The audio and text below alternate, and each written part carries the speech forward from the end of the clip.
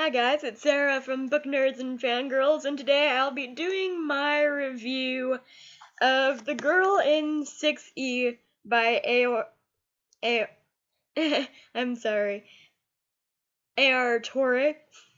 Torre, I'm sorry if I butchered that name, but today I'll be doing my book review about The Girl in 6E, as well as doing another book review because I actually finished 2 books last week, and I was so happy with myself for getting 2 books done, because lately I've been in huge reading slumps, and it makes me so excited that the first week in May I got through 2 books, even though I'm now getting back on my slow reading habit, mostly because of working nights, and I need sleep, but right now I'm on a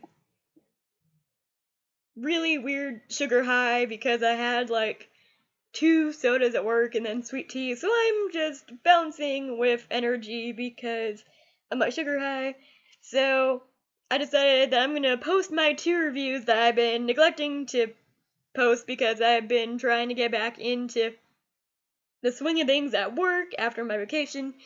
So here is I'm not sure I have a lot to say about this book for it to be a spoiler review, so I'm gonna say this is a non-spoiler review of The Girl in 6E. Now, the next book I'm gonna review, will have a spoiler discussion on it because there are just so many things to discuss about the second book I read.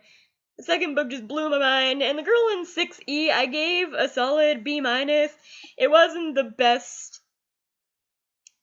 I don't want to call it like a psychological thriller. It wasn't the best thriller I've read, nor was it the best erotica I've ever read. But then again, I don't really read a lot of erotica, so there's not really that much to compare it to. But The Girl in 6E, it has a pretty solid storyline. It has a pretty solid main character. The only thing I really didn't like about The Girl in 6E was how much it lagged a little bit. Like, I'm so used to thrillers having a lot of action and a lot of mystery and a lot of other stuff going on in the background.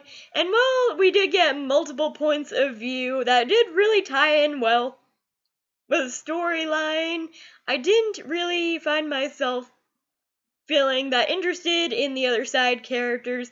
Her love interest in this book I really didn't feel was very necessary. Was another thing I didn't really enjoy about this book, mostly because, the love story didn't really need to be there. It was pretty much pointless for the love story to be there. But I realized I just gave this a letter grade as a rating, and I really do number things. I would give this book a solid 7 out of 10. It wasn't horrible. Like I said, there was just a lot of things that didn't make sense. The little twist that was thrown out about who she killed, I really didn't see that coming, and I really like when books give me a twist, and this one did, so I will appreciate this book for the twist. I'm just not on board with everything else. It wasn't a horrible book, it was just okay. It could have been a lot better, but hey, I'm not gonna fault everything.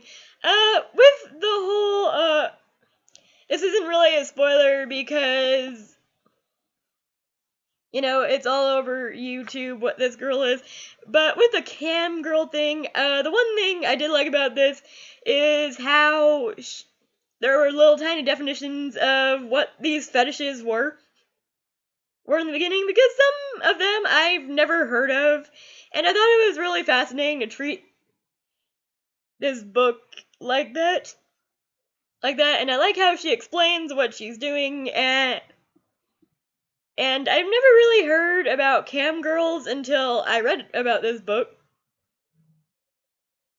I didn't really know they existed, but now I do, so this book taught me a few things about cam girls and how they're portrayed.